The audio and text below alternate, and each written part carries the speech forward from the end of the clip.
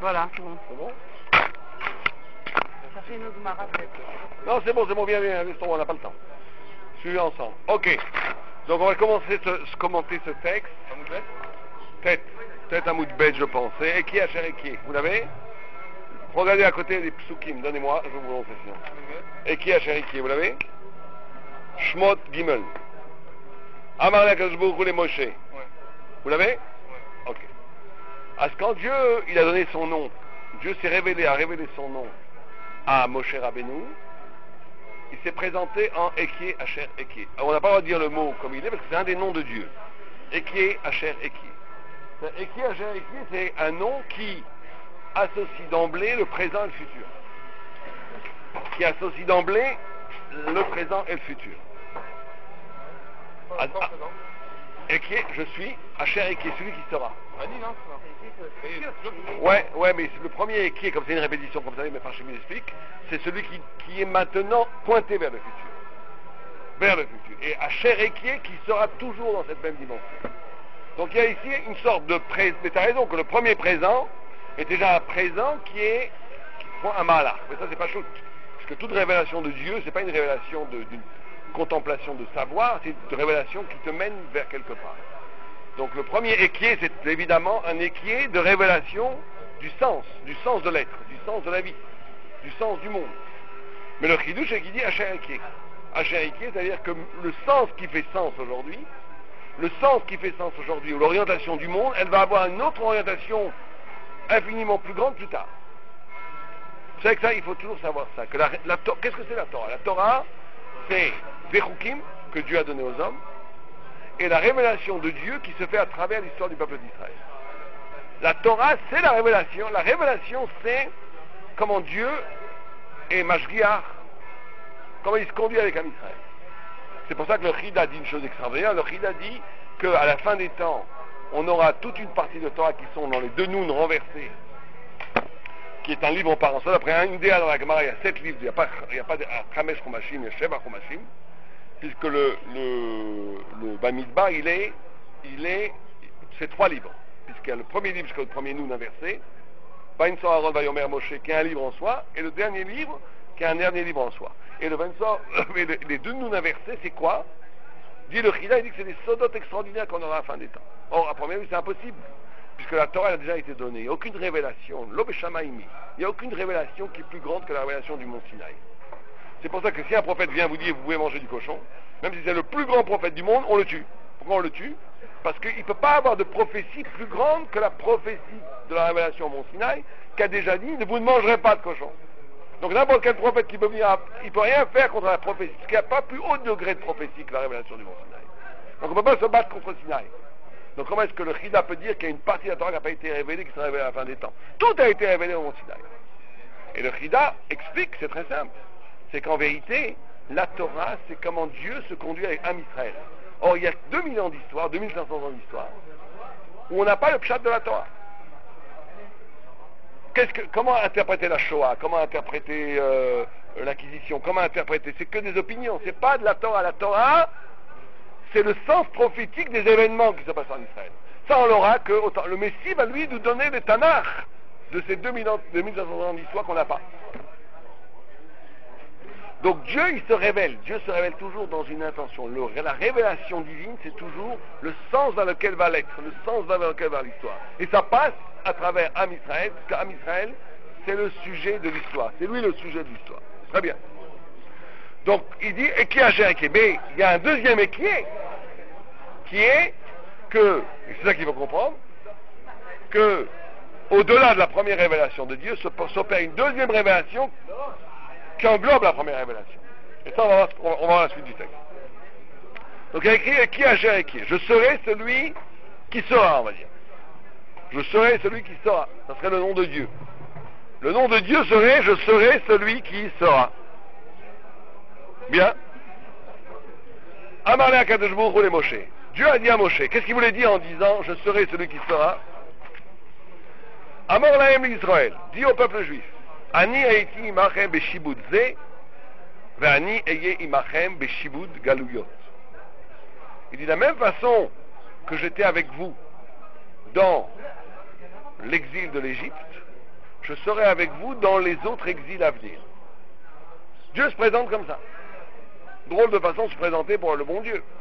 Je suis celui qui était avec vous dans l'exil d'Égypte, et je suis avec vous dans celui qui est dans les prochains exils. Pourquoi est-ce que le nom de Dieu, et qui c'est le nom que Dieu choisit pour se révéler à Moshe, il l'associe à l'exil. Et pas simplement à l'exil, il dit, comme je suis à l'exil de maintenant, je suis à l'exil des temps futurs. Et Moshe lui répond une réponse incroyable, et lui dit, Amarlo, Amar Lefano, Dieu, Moshe a dit devant Dieu, Ribono Shaloilom, Bayetzara Shahata. Il suffit d'avoir, pourquoi rappeler dès aujourd'hui les malheurs futurs du peuple juif? Ne rappelle pas au peuple juif dans ta révélation les malheurs futurs du peuple juif.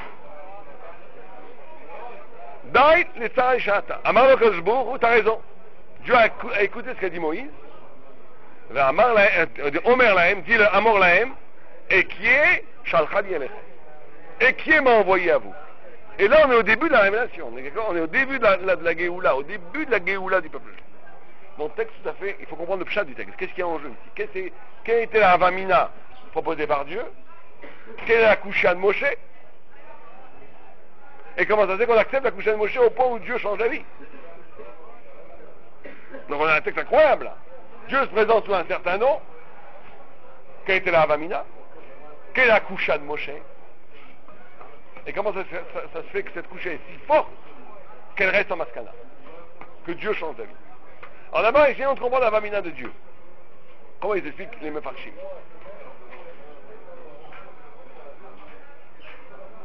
Et en vérité, il y a ici un grand problème. En vérité, sous ce texte se camoufle un immense problème. Un immense problème. Un immense problème qui est le problème de la relation entre l'infini et le fini. Comment Dieu qui est infini peut se révéler au fini? Comment Dieu qui est la totale, qui est au-delà de la totalité, qui est l'absolue vérité, peut se révéler à un être qui va, par définition, capter qu'une partie de la vérité? Comment est-ce possible? Comment la révélation elle-même est-elle possible? C'est pas un texte, c'est en général. En général. Mais on va voir pourquoi. Non, mais là, il se révèle sous son nom. Alors, le nom, c'est la modalité de la relation qu'il va avoir avec le peuple juif, puisque c'est le début de ça. C'est Dieu dit, va me présenter au peuple juif. Donc Dieu, à ce moment-là, il dit à Moshe, va me présenter au peuple juif. Et la carte d'identité que Dieu donne, c'est Eki Hachereki. Dieu lui dit, Moïse lui dit, c'est pas une bonne carte d'identité. Ils ne pourront pas accepter ça. Ils ne pourront pas comprendre ça. Donc Dieu avait une Havamina, comment se révéler au peuple juif. Et on va voir que cette révélation, elle n'est pas possible pour le peuple juif. Mais quelle était la Havamina? Et comme on disait, ce problème, c'est le problème de la relation de l'infini avec le fini. Et le problème, il est comme ça. C'est que Dieu, c'est ça qu'il faut bien comprendre, c'est tout le grand problème. C'est que chaque fois, dans Hachem, il n'y a pas de processus. Aux yeux d'Hachem, il n'y a pas de processus. C'est le sod du Shabbat. Shabbat arrive à la fin du processus. Puisque dans Hachem, Mitrila Atzofo, il voit tout. Il n'y a pas de différence pour Hachem entre un début et une fin. Entre un milieu et une fin. Puisque, en vérité, aux yeux d'Hachem, Kebichol, si on peut comprendre de Hachem ce que ça veut dire, tout ce qu'il veut va aboutir. Et donc, la notion de processus, c'est une notion humaine, c'est pas une notion divine. Puisqu'à la fin, tout ce que veut Dieu va se réaliser. Et lui, il a déjà anticipé, comme Dieu voit l'avenir, c'est donc déjà arrivé. C'est donc déjà arrivé. Puisque si tu vois une chose, si tu vois toute l'histoire du début jusqu'à la fin, au début, dès le premier jour de la création, Dieu il a vu la fin du temps. Il a vu la fin messianique. Il a tout vu. D'accord? Donc comme Dieu a tout vu, en vérité, chaque temps ne prend son sens, chaque moment dans la vérité absolue des choses ne prend son sens que dans l'économie générale de toute l'histoire. Imaginons que tu as un tableau. Chaque point du tableau, il est essentiel à la construction générale du tableau. Si tu vois qu'un point, tu vois pas le tableau. En réalité, tu vois même pas le point. Tu comprends même pas le point que tu vois. Puisque le point n'est compréhensible que comme moment ou comme espace donnant sens à tout le tableau. Or, Hachem, lui, il voit tout le tableau. Or, comme Hachem, il voit tout le tableau, chaque point n'a de sens que par rapport à tout le tableau. On est d'accord? Donc quand Dieu veut se révéler au peuple juif, il veut se révéler comme ça. Il dit votre libération d'Égypte n'a de sens que si vous la comprenez comme un départ d'une immense histoire, de l'immense épopée du peuple juif, qui à sa fin va amener le messianisme, qui va à sa fin vers le tikkun de tout le Olam, mais on va passer pour ça par la sortie d'Égypte, par les guerres en Canaan, par la cassure des deux royaumes de Malchut et d'Israël, par l'exil de Babylone, par l'exil perse, par l'exil grec, par l'exil romain, par l'immense galoute que nous vivons actuellement, par le retour en Israël et par le Messie. Tout ça, c'est un tableau général où nous, on va vraiment comprendre le sens de tout ce qu'on a vécu en façon particulière que quand tout le tableau sera fini. On ne peut pas comprendre l'exil du peuple juif si on ne comprend pas que c'est tout l'exil du peuple juif, c'est les quatre grands exils sont en vérité 4 révélations. L'exil lui-même étant une révélation. On a dans chaque exil à apprendre quelque chose. Dans chaque exil, il y a un combat à faire qui va nous apprendre quelque chose. D'accord? Et donc, on ne peut pas comprendre le particulier de l'histoire si on ne l'intègre pas dans la totalité de l'histoire. Et c'est comme ça que Dieu peut se révéler au peuple juif. Et qui a chériqué. Le moment que vous vivez maintenant, il n'est pas justifiable en soi. Le moment que vous vivez maintenant, il n'a de sens que dans l'économie générale de toute l'histoire d'Israël, qui va arriver jusqu'à la fin des temps. Et c'est comme ça que Dieu veut se révéler. Dieu veut se révéler, pas de façon partielle, mais de façon absolue, dans la mesure où Dieu, par définition, a une vision absolue des choses, et pas une vision partielle des choses. On est d'accord? Oh, alors quel est l'objectif de... Alors, c'est tout à fait vrai. La Vamina à l'Hachem, elle est absolument vraie. Tu ne peux pas comprendre un moment si tu ne l'intègres pas dans la généralité de ta vie. Alors, c'est comme ça qu'il faut comprendre la vie. Un vrai Talmid Chacham, vous savez que la notion de petit dans la Torah, ça vient de Katan, ça a quoi comme source, on a dit? Étymologiquement, ça vient de où? Katan, de Katua. Ça veut dire couper. Gadol, étymologiquement, ça vient de quel mot? Gouda. Gouda, c'est un fleuve. Petit est petit celui qui vit une vie où chaque moment de sa vie n'a aucun rapport avec l'autre moment de sa vie. Plus quelqu'un est petit, plus il vit un moment comme ça. Quand il prie, mais quand il mange, ça n'a aucun rapport avec la prière. Quand il étudie, il comprend, mais quand il va sortir dehors, ça n'a plus aucun rapport avec les études, c'est intellectuel. Quand je vais dans la rue, c'est autre chose. Ça, c'est le petit. C'est celui qui ne peut pas unifier sa vie, qui vit chaque moment séparé. Ça vient katoua, coupé. Alors, plus quelqu'un est petit, plus en vérité, ce qui l'intéresse, c'est le moment. Vous voyez, les jouisseurs, c'est ça. Pourquoi les jouisseurs? Il ne peut pas s'engager, il ne peut pas se marier, il ne peut pas construire. Parce que ce qui les intéresse, c'est juste jouir. Et alors la jouissance, par définition, elle m'évakesh nifrad, elle demande la solitude, elle demande la séparation, elle demande le moment. Construire, ça veut dire m'engager, ça veut dire faire construire une forme, devenir quelque chose. Ça demande une responsabilité, c'est trop dur. D'accord? Plus quelqu'un est grand, plus un tzaddik est grand, plus il unifie sa vie. Et quand il mange, c'est l'écho de sa prière. Et quand il prie, c'est l'écho de son étude. Et quand il va travailler, c'est l'écho de sa prière et de son étude, etc., etc. Et tout est unifié dans une seule et même vie. Et quand il arrive au Lamaba, il n'est pas un puzzle avec plein de morceaux éclatés, c'est une personne qui a unifié toute sa vie. D'accord? Donc en vérité, même pour nous, c'est comme ça. Et donc Dieu veut se révéler au niveau de l'unification du sens. Il veut dire, ce que vous vivez maintenant, la sortie d'Égypte, n'a de sens que dans l'économie générale de la révélation, qui est en vérité la Géoula, non seulement de vous, mais du cosmos tout entier. Puisque le cosmos tout entier doit être Metoukan à partir de la Géoula finale. Donc c'est ça comme ça que Dieu veut se révéler. Et bien entendu, il n'y a pas d'autre façon de se révéler. Alors qu'est-ce que lui dit Moshe? Pourquoi Moshe dit Daïd les Tzara Besha'ata? Il suffit d'avoir le malheur en son temps. On ne peut pas parler de malheur futur. Qu'est-ce que c'est comme objection? Je ne crois pas que Dieu voit l'avenir. Puisque nous, en fin de compte, on a la notion de libre arbitre. Donc lorsque Dieu il prévoit la galoute, ça montre que l'homme il a plus de choix. Puisqu'en fin de compte, lorsqu'il dit à jamais, c'est-à-dire que Dieu il a déjà prévu qu'on allait avoir les galoutes. Alors au moment où il parle à Moshe Rabbeinu, normalement on n'était pas... Oui, mais toi tu dis une autre objection. Toi tu dis, si la galoute est déjà prévue, donc il n'y a pas de choix pour mériter d'être puni par cette galoute. Mais c'est pas ce qu'il dit. C'est pas ce que dit Moshe. D'après toi, il aurait dû dire Moshe, c'est le badaï chez les galoutes. Ou la Yassou Tchouva. Ou la Yutzadikim. C'est ça qu'il aurait dû dire d'après toi. C'est pas Daï et Tarata Bishata. Il aurait dû dire, c'est pas sûr qu'il y aura Galout. Peut-être qu'il n'y aura pas Galout. Peut-être qu'on va rentrer en Israël tous et qu'on va devenir le man du Mashiach va arriver. Moshe, s'il serait rentré en Eretz Israël, il aurait été le Mashiach. Comme ça dit le Maral, c'est une des raisons pour lesquelles il n'est pas rentré en Israël. C'est parce que s'il était rentré en Israël, ça aurait été le Mashiach. D'accord? Non, on va se mettre là-bas, il y a trop de bruit ici. On peut se mettre là-bas, venez avec moi, c'est là. Non, c'est ils vont rien entendre là. Il y a un peu d'interruption, on change pour que vous écoutiez mieux sur coltoira.com. Voilà, on va se mettre là-bas.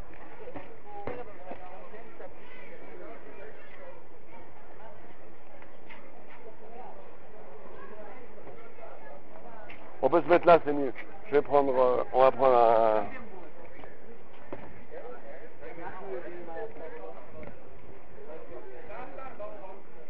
Qui c'est qui peut m'aider à prendre ce banc?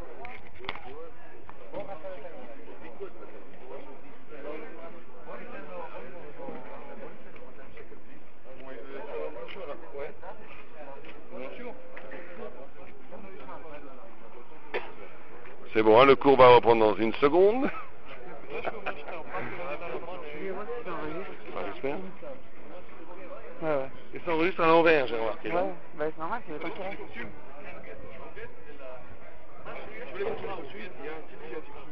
Ils sont où?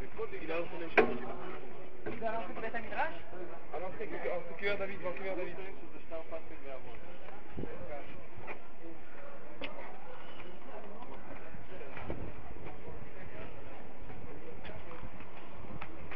Voilà.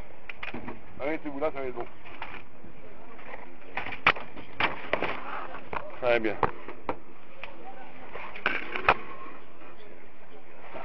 Tov. Donc, ce qui nous reste à comprendre maintenant, c'est le pshat de Moshe, qui en vérité est resté la maskana.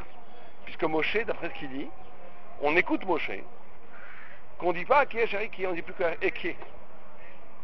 Alors pourquoi c'est comme ça? Alors parce que justement, ça c'est très intéressant, c'est que le propre de l'homme, c'est d'être un processus. Un homme, s'il savait tout ce qu'il sera, ne sera pas. Un homme, si d'emblée tu lui dis toute sa vie, il va rien faire. Puisqu'un homme, en essence, il doit, pour devenir homme, devenir. L'homme est un devenir. Or, si au début du devenir, tu lui dis toute la totalité de ce qu'il va devenir, il ne va rien faire.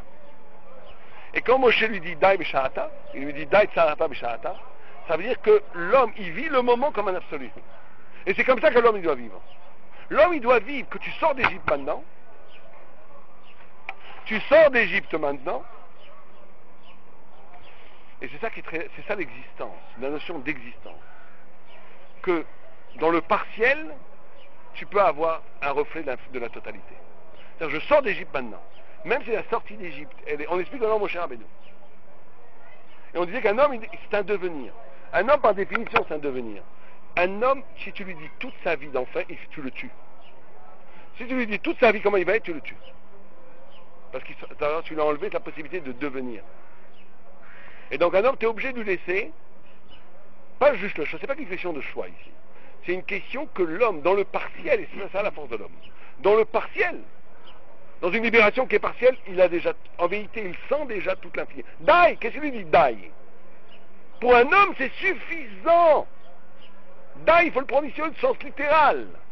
Il est suffisant. Il y a assez dans la sortie d'Égypte pour ressentir toute la totalité de la révélation. C'est ça l'homme. Et c'est ça qu'un juif, il est capable de faire. Un juif, il est capable. Il n'est pas conditionné. Il peut vivre en galoute. Il peut vivre dans Olam Hazé. Et le Shabbat, c'est Olam Haba. Il peut vivre en galoute. Il vit les Yom Tov. Les Yom Tov, c'est les temps messianiques. Vous savez que le Yom Tov, c'est Keneged Olam Haba. Oh, le Yom Tov, c'est Keneged Zman HaMashiach. Shabbat, c'est par rapport au paradis. Shabbat me'ein Olam Haba.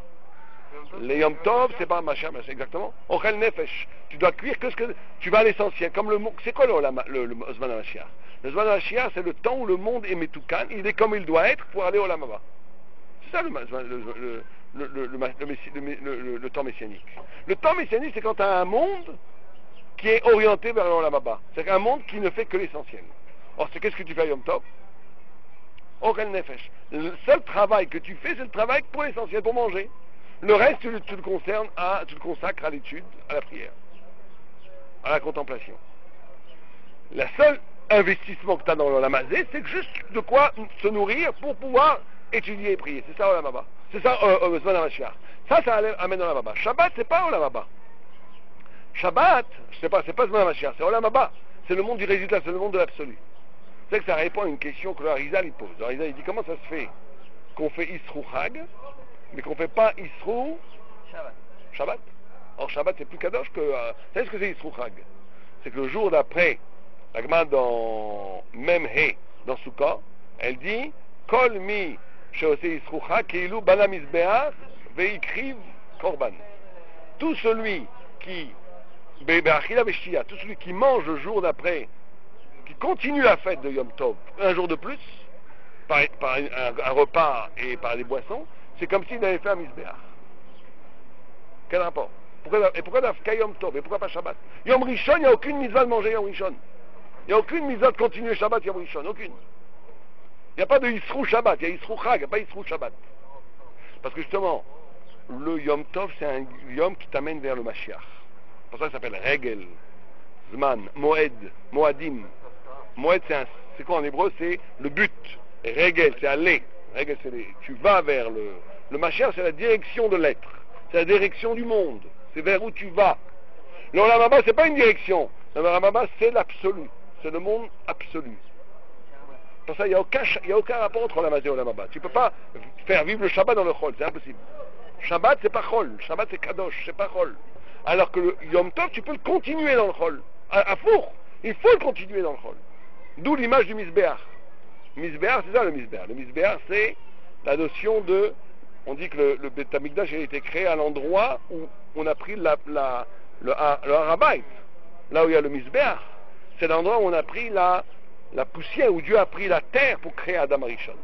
Et la Gemara a dit Makom Noladoto, son endroit où il est né, Makom Kaparato. Donc tu vois, c'est ça, c'est-à-dire que l'idée du Misbéach, c'est ça. L'idée du Misbéach, c'est que tu prends de la matière et tu l'amènes vers un but. C'est ça la notion de Korban. La notion de Korban, c'est prendre quelque chose de matériel, l'amener vers un but, l'amener vers Dieu. Donc ça, tu peux faire dans Yom Tov, mais pas dans Shabbat. Dans Yom Tov, tu peux... Donc c'est tout ça, c'est une notion d'aller vers. Donc Moshe dit à Dieu, et c'est ça l'extraordinaire de l'homme, qui a plus que les anges, c'est que l'homme, il est capable, dans le moins, d'avoir le plus. C'est pour ça qu'il s'appelle Méod. Adam, c'est anagramme, si tu prends les lettres, ça fait quoi? Méod, beaucoup. C'est les mêmes lettres. Que Méod, que beaucoup, c'est Adam. L'Adam, c'est celui qui est capable d'être plus que ce qu'il est. Mais pour être plus que ce qu'il est, ça veut dire qu'il y a une partie de toi qui est limitée, mais qui, dans cette limite elle-même, fait ses limites de l'illimité. C'est ça l'homme. L'homme, c'est qu'il est en même temps limité, et que sa limite est une prétexte pour l'illimité. Pour un dépassement. L'homme se dépasse tout le temps. Donc Moshe lui dit, si tu dis à Dieu, si tu te présentes sur le mot de Eki Asher Eki, en d'autres termes, si tu lui donnes tout le tableau déjà, donc l'homme il va être beaucoup plus grand, c'est vrai, parce qu'il va voir, il va tout voir, il va comprendre que tout ce qu'on vit à un moment, c'est qu'un moment de l'économie générale du monde, mais ça va lui enlever son existence. Il va pas pouvoir vivre de façon absolue les moments, puisque le moment n'est valable, ne va prendre son sens qu'à la fin. Donc le moment n'est pas un vrai moment. Alors que le peuple juif fait exactement le contraire. C'est qu'à partir du moment, il fait daï. Comment je peux, à partir d'un moment, rendre ce moment qui est partiel aussi important que la totalité? C'est ça le grand problème. C'est-à-dire, quand Moshe est mort, qu'est-ce qui s'est passé? Non, avant qu'il soit mort, qu'est-ce qui s'est passé? Son âme ne voulait pas monter au Olam Haba. Son âme voulait rester dans le corps de Moshe. Parce que Moshe est arrivé à une vie qu'il a réussi à vivre. Il a rendu son partiel, il était partiel, une vie de 120 ans, c'est pas l'éternité. Mais il a réussi à rendre sa vie de 120 ans tellement totale que ça valait le Olam Haba. L'âme, elle fait pas des caprices. c'est qu'elle disait, je suis mieux dans le corps de Moshe que dans l'Olam Haba. Comment une âme peut dire qu'elle est mieux dans le corps de Moshe que dans l'Olam Haba? Comment c'est possible? Tu es obligé de dire qu'il y a un plus dans le moins. Que dans le pauvre corps de Moshe par rapport à l'Olam Haba, c'est un pauvre corps de chair, même si c'était un corps robuste, il y avait la lumière qui sortait de son visage, etc. Mais c'est un corps humain. Et bien le corps de Moshe, parce que Daï Beshata, parce qu'il essaye d'avoir la totalité de la relation avec Dieu, avec l'infini, dans le fini. Il essaye d'avoir le Daï. Il y a assez ici, dans chaque moment il y a assez pour avoir tout l'univers. Il n'y a pas besoin d'anticiper toute la suite pour avoir tout. Dans ce que j'ai, il y a déjà tout. Ça, c'est la notion de Daï. C'est la dimension de Daï. C'est la dimension de Moshe.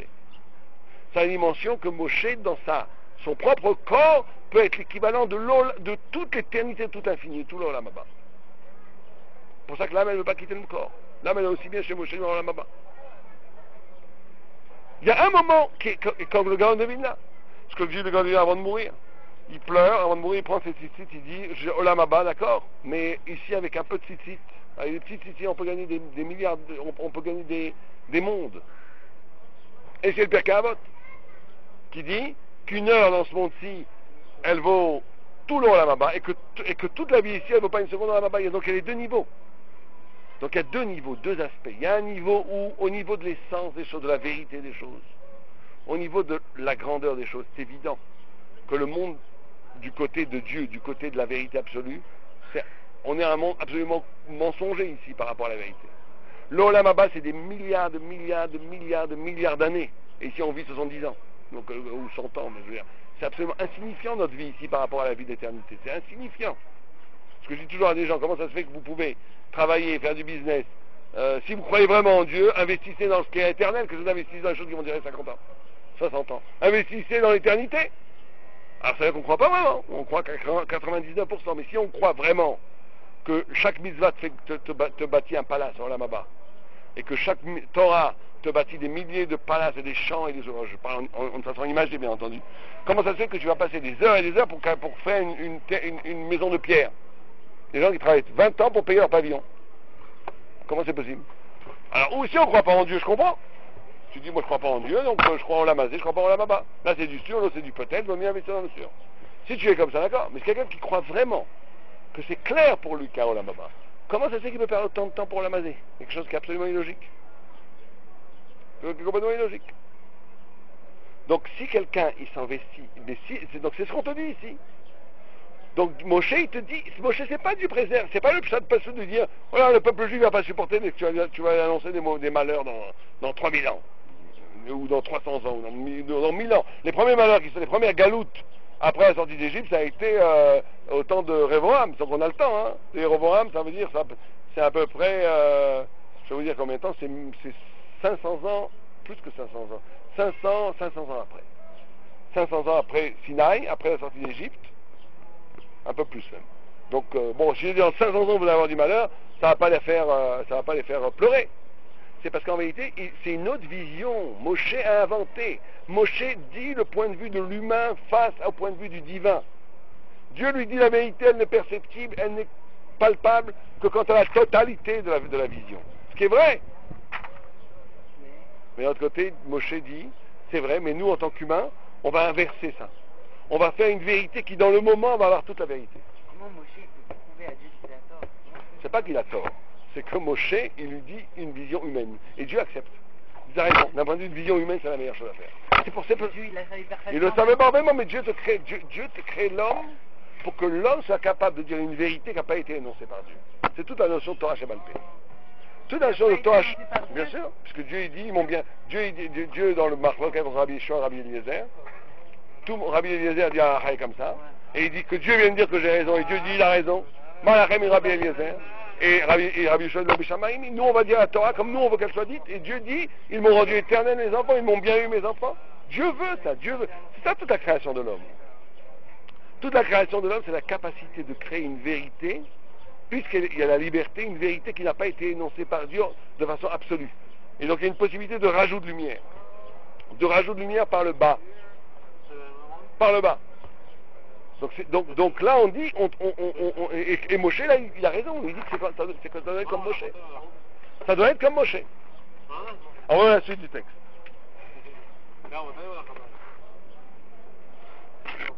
Alors la suite du texte, il dit... Regarde, c'est pas là, on attend. Alors le texte, par contre, il est très bizarre. Donc Moshe, il dit... C'est quoi la réponse? Amana Gashbourou, Lech, Omer Lahem, Ekié, Shalach, Niel, t'as raison. Va et dis-leur que Ekié, ça ne leur dit plus Ekié, Hacher, Ekié, dis-leur Ekié. Ah, simplement. Simplement. Donc il accepte. Donc Dieu accepte le pshat de Moshe. Dieu dit on fait comme toi tu dis Moshe. C'est incroyable. T'as raison, c'est incroyable que Dieu, il accepte, bon, certains commentateurs disent ici, c'est pour t'apprendre que même tu dois toujours reconnaître la vérité, mais bon, en vérité c'est vrai que Dieu il n'a pas pu se tromper, c'est impossible. Mais c'est que simplement qu'il accepte que d'un point de vue humain, il vaut mieux une vérité partielle vécue absolument que vivre une vérité absolue qui ne serait pas vécue. Parce que la vérité de l'homme, c'est toujours ce qu'il vit. C'est bien ça qu'il faut comprendre. Il faut bien comprendre que quand on dit Dieu à Torah, on fait les mitzvot, il faut que ça soit vécu. Si quelqu'un il étudie la Torah ou il fait les mitzvot de façon superficielle, pas simplement superficielle, comme un enseignement, mais qui n'est pas lié à l'essence de sa vie, ça n'a aucune valeur, aucune valeur. Quelqu'un qui vivrait les mitzvot parce qu'il faut les faire simplement, ou qui étudie la Torah parce que, bon, pourquoi pas, je vais écouter un cours de Torah, mais que ça ne résonne pas en lui dans son essence de sa vie, ça ne vaut rien. Une vie de Torah, c'est une vie que c'est une vie que la Torah elle-même, c'est ta vie. Il n'y a plus de différence entre ta vie et ta Torah. Il faut bien comprendre ça. Que la Torah, c'est pas une option intellectuelle, c'est même pas une croyance. Comme les goïms, ils croient à la Torah, ils croient que c'est vrai. C'est pas du tout ça. La Torah, c'est comme chaque chose dans le monde, tu les sais de façon associative. Tu comprends quelque chose parce que tu sais déjà quelque chose. Comme ça qu'on comprend. Quand vous étudiez, même que ce soit le Chol ou le Kodesh ou n'importe quoi, comment je connais quelque chose, c'est toujours par deux phénomènes intellectuels qui sont le dimion et le chilouk. Toujours on fait ça. Je connais pas, j'ai un inconnu, l'inconnu va devenir intelligible parce que je vais dire, ah tiens oui, parce que ça ressemble à ça, et donc ça va me permettre, par des milliers qu'on ne se rend même pas compte, par des milliers de dimionotes, on arrive à cerner la chose. On dit par des milliers de parallélismes, on dit c'est parallèle à ça, ça ressemble à ça, ou bien par des chiloukim. On dit c'est pas comme ça. Alors tu vois ce que fait quand tu étudies, qu'est-ce que tu fais? Tu as une coucha, tu réponds à la plupart des couchas par deux mouvements. Tu as deux textes qui ont l'air de dire, l'un il dit que c'est caché, l'autre il dit que c'est pas pasoul, l'un il dit que c'est caché, l'autre il dit que c'est taref. Comment tu résous le problème? Ou par un dimion ou par un chilouk. Ou bien tu dis non, toi tu crois que c'est la même chose, donc une fois tu dis que c'est caché, c'est pas ça, tu dis non, chilouk. Celui qui dit caché, il parle d'une chose X, et celui qui dit taref, il parle de Y. Et ce qui avait l'air être un Y, c'est X, c'est Y. Tu fais un chilouk. Ou bien tu fais le contraire. Tu fais le contraire, on dit, à la base c'est comme ça, on dit, c'est dîner, c'est la même chose. C'est toujours comme ça qu'on va étudier. Donc pour connaître, il faut toujours qu'on fasse des parallélismes. On ne peut pas comprendre quelque chose d'absolument neuf. Tu ne peux pas comprendre quelque chose qui n'a aucune référence. Impossible. Tu ne pourrais pas comprendre une dimension qui n'aurait aucune référence dans la référence de ce que tu sais déjà. Connaître, c'est toujours avoir une relation avec quelque chose. Connaître, c'est une relation. Hein? Oh! Alors c'est ça la question qu'on pose. Quelle est la première connaissance? Puisque connaître, c'est toujours par référence. Quelle est la première connaissance? D'où vient la première connaissance?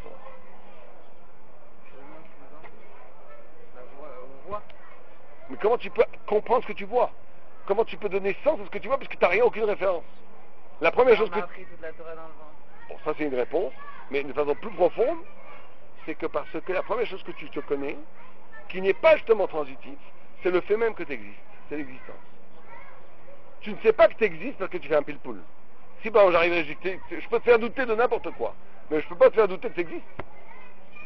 Je peux te faire douter qu'il fait nuit aujourd'hui. Tu crois qu'il fait jour, en vérité il fait nuit.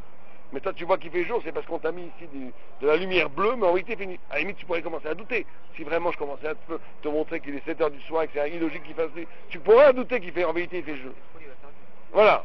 Mais ce que je te fais un pile-poule maintenant que tu n'existes pas, tu vas me dire il est fou. Impossible, j'existe, puisque j'existe. Donc l'existence, elle ne se prouve pas, elle s'éprouve. Et l'existence de Dieu, comment ça? Oh, alors justement, la croyance en Dieu et la croyance à la Torah, elle doit être au même niveau que ton existence à toi. Si quelqu'un y croit à la Torah, à Dieu, par des raisonnements, c'est pas la Emouna, ça. Ça c'est la croyance goy. J'y crois. C'est Goy. Abraham Avinu, c'est le premier. C'est un Goy, c'est pour ça qu'on l'appelle Bnei Noach. C'est pas encore la Torah. Après le don de la Torah, ça se dit, après Abraham Avinu, on dit qu'il a appris la Torah avec ses reins. C'est-à-dire que de lui-même, il a appris la Torah. C'est-à-dire qu'à partir de ses reins, c'est-à-dire quoi de ses reins? De lui-même, de son âme. Quelqu'un qui s'écouterait vraiment lui-même, il écouterait au fond de son être le souffle de Dieu qu'il a créé, qui est la Torah. Quelqu'un qui serait vraiment avec lui-même, sans aucune souillure, complètement taor, il serait en contact avec la Torah. C'est pour ça que Hillel Azaken, quand il dansait, il disait Imani kal akon kal. Imani kal akol kal. Et il y en a qui disent Ani c'est lui, Ani c'est Dieu. Une confusion, Rachid Tosfot, lui, Dieu. Parce que si tu es vraiment avec toi-même, tu es avec Dieu. Et c'est comme ça qu'il faut croire en Dieu. C'est comme ça qu'il faut croire à la Torah. Il ne faut pas croire à la Torah, tiens, ça fait sens, c'est logique, comme ils font à Rachim et toutes ces choses-là. C'est une catastrophe. Si tu as besoin qu'on te prouve que Dieu existe, à la limite, peut-être que tu n'y crois pas. On ne va pas d'une croyance comme ça. Tu crois en Dieu parce que c'est inhérent à ton être juif. Inhérent à ton être juif.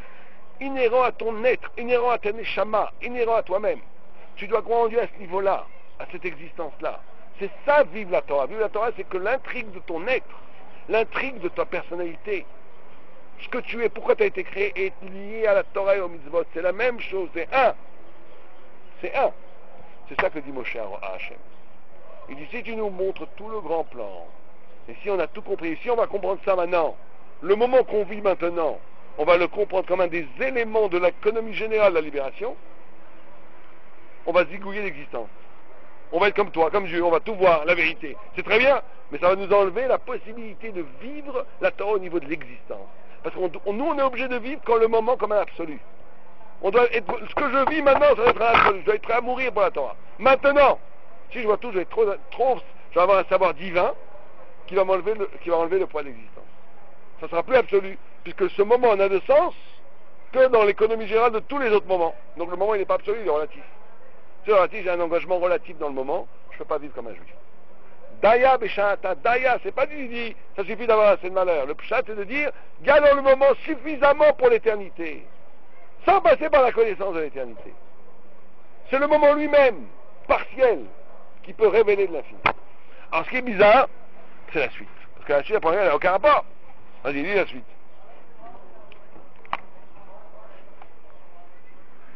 Anani Hashem Anani? Ouais. Amar Rabbi Abahu, lama amar Eliyahu Anani שתי פעמים, מלמד שאמר אליהו לפני הקדוש ברוך הוא ריבונו של עולם, ענני שתרד אש מן השמיים ותאכל כל אשר על המזבח, וענני שתסיח דעתם כדי שלא יאמרו מעשה כשפים הם, שנאמר ותסבות את ריבם אחורנית.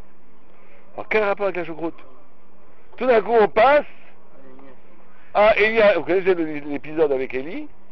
Eliyahu a un avis qu'il a dit aux idolâtres, allez, on va faire deux misbéach, vous 400 Nevi et Baal, 400 prophètes de Sheker, vous allez invoquer vos dieux, on va voir si vous pouvez descendre un feu du ciel. Et moi je vais être tout seul face à vous, et eux ils ont essayé toutes sortes de patentes. Ils ont voulu mettre du feu par un truc, de l'eau qui est tombée, ils ont voulu tricher, ils ont mis de l'eau, plein d'eau dans le misbéach des tricheurs incroyables. Et eux ils priaient, ils se déchiraient, parce qu'ils y croyaient un petit à leur folie. Ils se lacéraient avec des poignards, et lui il se moquait d'eux. Criez plus fort, peut-être qu'il n'a pas entendu, allez, plus fort. Et à la fin il fait un ennemi, le feu tombe que sur son misbéach, et il dit deux fois un ennemi. On dit pourquoi il dit un ennemi, réponds-moi deux fois. Une fois pour que le miracle ait lieu, et deux fois pour qu'il ne croit pas que c'est de la magie. Qu'il voit la révélation de Dieu. Qu'il voit la révélation de Dieu. Qu'il ne croit pas que j'ai fait un kishouf. Parce qu'un gars, il projette son propre univers. Un sorcier, c'est les sorciers, c'est les symboles.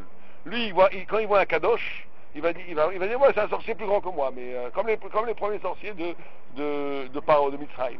Ils vont pas vouloir accepter la différence. Parce que les gens, ils projettent toujours lui-même. Ils disent, oui, il est comme moi, il est un peu plus fort, c'est tout, mais il n'est pas comme moi. Quand tu vois une résilience radicale, ça te remet en question, tu peux pas. Donc, mais quel rapport? Très bien, ce texte est magnifique, on a compris. Mais quel rapport avec ce qu'on vient de dire? Expression en double. Asma? Dans le premier, c'est essayé. Ah, il a fait, je n'avais pas pensé à ça. Ah oui, mais ça a raison. Techniquement, il dit c'est pas mal. Il dit Eki, Hachem, Eki. Deux fois Eki, Aneni, Aneni. Donc c'est pour ça que la Gemara a mis ensemble ces deux commentaires de Passouk, parce que il y a une répétition, il y a une redondance dans les deux. C'est pas mal. Ouais, Mais alors par rapport à ce qu'on a dit. Ouais, vas-y. Ce qui veut dire, c'est que le premier c'est par rapport à Hachem, c'est Hachem qui répète. Là, c'est l'homme Ouais. Non, mais c'est possible que la Gemara elle fait très souvent comme ça. Elle met des choses en rapport juste parce qu'il y a un des éléments qui est connecté. Très souvent. Parce qu'on a parlé d'un truc d'Alacha, on a parlé, je sais pas moi, de la Lune, tout à coup on va faire un drache sur la Lune. Qui n'a aucun rapport avec l'Alacha dont on parlait. Mais bon, ça c'est possible. Ce que tu dis, c'est possible. Le retour d'Erli vers la... Parce que peut-être Élie souhaitait retourner vers cette valeur de Yacharigi comme un Kodesh Baruch Hu. Et qui a Shariki, il ne faut pas dire le nom. Enfin. C'est un des noms de Dieu. Bon, alors on va essayer de comprendre. Tu as raison dans ce sens-là. Dans le sens, c'est qu'il y a un grand danger dans la Shita de Moshe Rabbeinu. Non, c'est que toute existence, elle peut être vécue comme un Mechachef. Toute existence, ça peut être de la sorcellerie. Ça veut dire que, justement, de faire le moment comme un absolu, tu risques de tomber dans un très très très grand travers. C'est quoi la sorcellerie? C'est d'utiliser la spiritualité pour toi. C'est de croire à la spiritualité. Mais simplement d'utiliser toute la spiritualité à un niveau restreint, à un niveau humain, à un niveau pour tes propres intérêts. C'est ça la sorcellerie. Donc on te met en garde d'emblée. On te dit très très bien, Moshe a raison. Tu ne peux pas avoir l'économie générale, tu ne peux pas avoir la vision de Dieu des choses. La vision des dieux, des choses, tu vois la Shrina, tu n'as plus aucun doute, il n'y a plus de sorcellerie, il n'y a plus rien. Donc Moshe dit, tu es obligé d'être dans un niveau de l'existence. Parce que nous, on peut comprendre que dans l'existence. Très bien, mais l'existence, elle est porteur d'un très très grand danger. C'est que tu vas, quand tu connectes la Torah à ton existence, là, tu as un grand problème. Quel est le grand problème? Qu'est-ce qui passe avant, ton existence ou la Torah? Ouais, c'est l'existence. Très souvent. Là, on te dit, c'est pas bon. C'est ça qu'on te dit, attention, sorcellerie. On te dit, il faut qu'ils voient dans l'événement Dieu. Il y a un événement qui va se passer.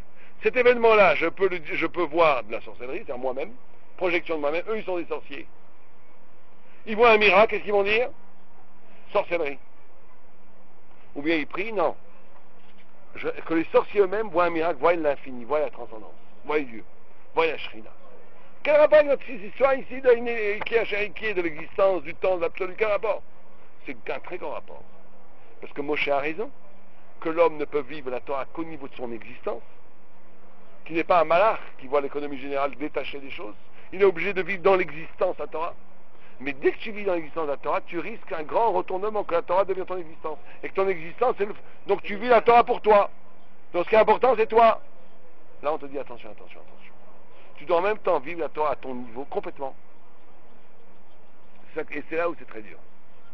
C'est que tu dois vivre la Torah à ton niveau. Tu ne peux pas vivre la Torah au niveau de Dieu, ça veut dire au niveau de l'absolu, mais tu dois vivre au niveau de ton existence. Mais cette existence doit être à chaque instant te montrer Dieu. Si elle te montre que toi et elle fait que tu utilises la Torah pour toi, c'est une catastrophe. C'est ça qu'il faut être capable de supporter, les deux termes. Le terme qu'en même temps, tu vois, tu vis la Torah complètement de façon existentielle, de façon à ton niveau, à toi, pour toi, par toi, que ta vie elle-même soit la Torah. Que chaque moment que tu vis dans ta vie soit une vie de Torah qui fait sens pour toi. Mais en même temps, que ça se réduit qu'à ta personnalité. Ça doit être pour toi, mais c'est pour toi, il doit te montrer l'infini de Dieu. Tu dois être qu'un Kéli de Dieu par rapport à ça. Et c'est là où la Torah, c'est incroyablement difficile. Parce que c'est en même temps, on dit Torah d'idée. Un Ben Torah, sa Torah, c'est sa Torah à lui. C'est pour ça qu'un Ben Torah, il peut être mochel son kavod. Un grand Talmid Chacham peut dire, moi je veux pas de kavod. Il a le droit, un roi n'a pas le droit. Parce qu'un roi, il doit représenter le malchout de Dieu sur terre. Donc c'est pas lui. C'est pas à lui. Donc un roi, il n'a pas le droit de dire, je m'en fiche, ne me soyez pas mechabed aussi. Parce que c'est toute la royauté, c'est ça. Toute la royauté, c'est d'imposer le prestige de la royauté divine à travers l'image d'un roi sur terre. Donc il peut pas dire, moi, mon honneur, c'est l'essence même de la royauté. Mais en même temps, c'est une fonction au roi. Comme c'est une fonction, il est dépossédé. Il n'est pas vraiment lui-même. Donc il ne peut pas se déposséder de l'honneur, de la fonction de roi, parce que c'est pas à lui qu'on passe, c'est à ta fonction. Toi, on s'en fiche. Ce qui est important, c'est que tu es roi. Donc tu ne peux pas dire, moi je suis un roi cool, j'ai pas besoin qu'on me respecte. Non. C'est pas de toi dont il s'agit, c'est de la royauté dont il s'agit. Donc toi, tu peux pas être mochel ton kavod. Par contre, un Talmid Chacham, il peut être mochel son kavod. Ah, pourquoi on devrait lui dire la même chose? C'est pas de toi qu'il s'agit, c'est de la Torah qu'il s'agit. C'est pas toi que je suis mechabed, c'est la Torah qui est en toi que je suis mechabed. Il dit, oui, Torah d'idée, là, il dit. C'est ma Torah. C'est moi qui étudie la Torah. C'est encore une fois, l'idée de l'existence. J'ai compris la Torah avec mon être. C'est ma Torah, elle est à moi. Je suis devenu une partie de cette Torah, ou la Torah est devenue une partie de moi-même. Donc je peux être Mochel, mon kavod. Très bien. C'est ce qu'il faut. Il faut que ça soit Torah d'idée. Ça Torah à lui. Mais grand danger. Quel grand danger? Parce que maintenant tu te coupes de l'infini. Grand danger. Parce que tu vois que Rabbi Yoshua, il a raison de Dieu. Dieu, il dit à l'arrêt comme Rabbi Eliezer. Et les autres rabbins disent, non mais Shamaïmi, c'est nous qui décidons. Là, à un moment donné, tu vas dire, mais c'est quoi ça? C'est l'homme qui est plus fort que Dieu? Quelque part, on te dit, oui, Nitzrou Libana, ils m'ont vaincu mes enfants. Mais on te dit, tout ça, ça n'a de sens que si effectivement, tout ça n'a de sens en dernier ressort, en dernière instance, que si ton particularisme, si ton existence, si l'intensité de ton existence, elle est complètement les Shem Shamaim, elle est que donnée à Dieu.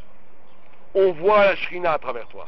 Si on voit des Kishoufim, si on voit de la maîtrise, ça n'a plus aucun intérêt, ça devient un sourd d'amour. Vaut mieux, en ce cas-là, de rien faire. C'est en ce sens que les deux textes sont complètement liés. Tu comprends?